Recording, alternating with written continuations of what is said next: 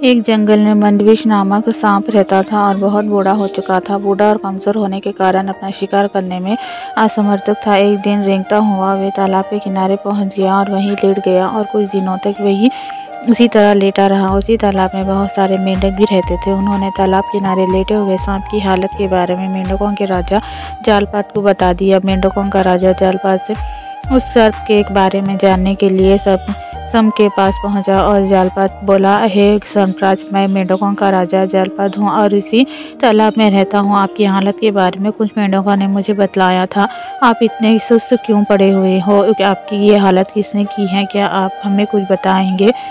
मेंढकों के राजा से इस प्रकार का प्रश्न सुनकर सांप ने बनवाटी कहानी बनाई और बोला, हे मेंढकों के राजा, मैं एक गांव के पास रहता था। एक दिन एक ब्राह्मण के पुत्र का पैर मेरे ऊपर रखा गया था और मैंने उसे काट दिया, जिससे उस ब्राह्मण पुत्र की मृत्यु हो गई थी। उस ब्राह्मण ने मुझे श्राप दिया कि मुझे किसी तालाब के किनारे जाकर मेंढकों की सेवा करनी होगी और उन्हें अपनी पीठ पर बैठाकर घुमाना होगा। सांप के मुंह से इस प्रकार की बातें सुनकर मेंढकों का राजा जालपात बहुत खुश हुआ। उसने सोचा कि अगर इस सांप के पे मेरी दोस्ती हो जाती है और मैं इस सांप के पीठ पर बैठकर सवारी करूंगा तो दिल का कोई भी दूसरा शक्तिशाली मेंढक मेरे खिलाफ विद्रोही भी नहीं कर सकेगा। जालपात को कुछ सोचता हुआ देख सांप बोला, भद्र, मैं सोच रहा था कि मुझे उस ब्राह्मण का श्राप भोगना पड़ेगा। किसी और मेंढक को अपनी पीठ पर बैठाकर घुमाने से अच्छा है मैं मेंढकों के राजा को अपनी पीठ पर बिठाऊंगा। अगर आप चाहें तो मेरी पीठ पर बैठकर देख सकते हैं।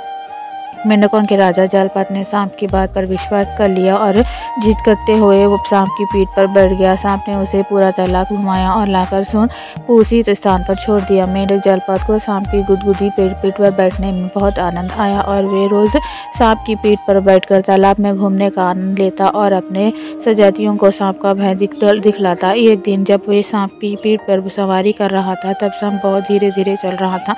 मेंढक जालपात ने पूछा, आज आप इतने धीरे धीरे क्यों चल रहे हो? आज सवारी में मजा नहीं आ रहा है।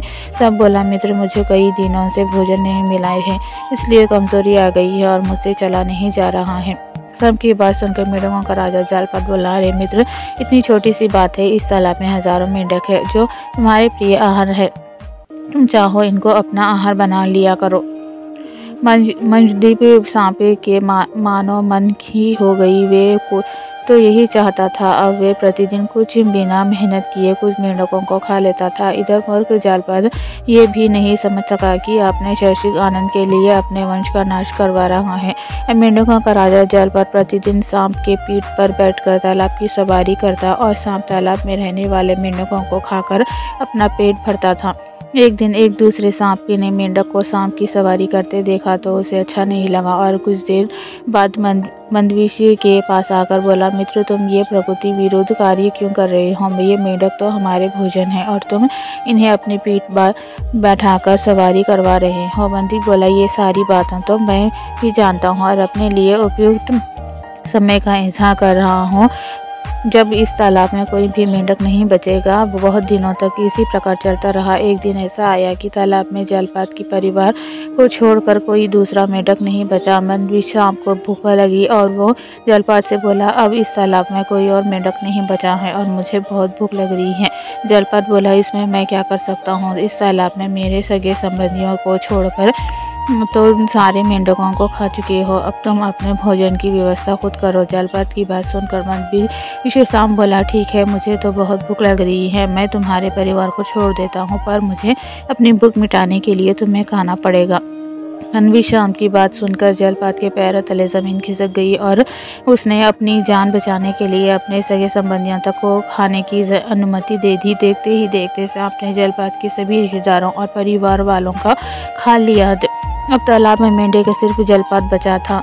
मंदविश सांप जालपात से बोला, अब इस तालाब में तुम्हें छोड़कर कोई भी मेंढक नहीं बचा है और मुझे बहुत भूख लगी है।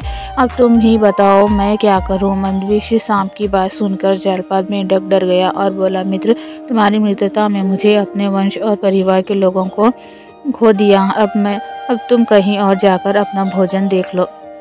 जलपात की बात सुनकर मंदवी सांप बोला, मित्र तुम्हारा कहना मैं मान लूंगा। तुमने अपने स्वार्थ के कारण अपने जन्मजात दुश्मन को अपना मित्र बनाया और अपने सगे संबंधियों को मेरा भोजन बनवाया। अब तुम अकेले इस दुनिया में रहकर क्या करोगे। इतना बोलकर सांप ने जलपात मेंढक को भी मारकर अपना आहार बना दिया। सांप और मेंढक की कहानी से हमें शिक्षा मिलती है कि जो व्यक्ति अपने छोटे छोटे स्वार्थ को पूरा करने के लिए अपने शत्रुओं से मिलकर अपने सगे संबंधियों और कुटुंब को लोगों का बुरा करते हैं, अंत में वो भी नष्ट हो जाते हैं।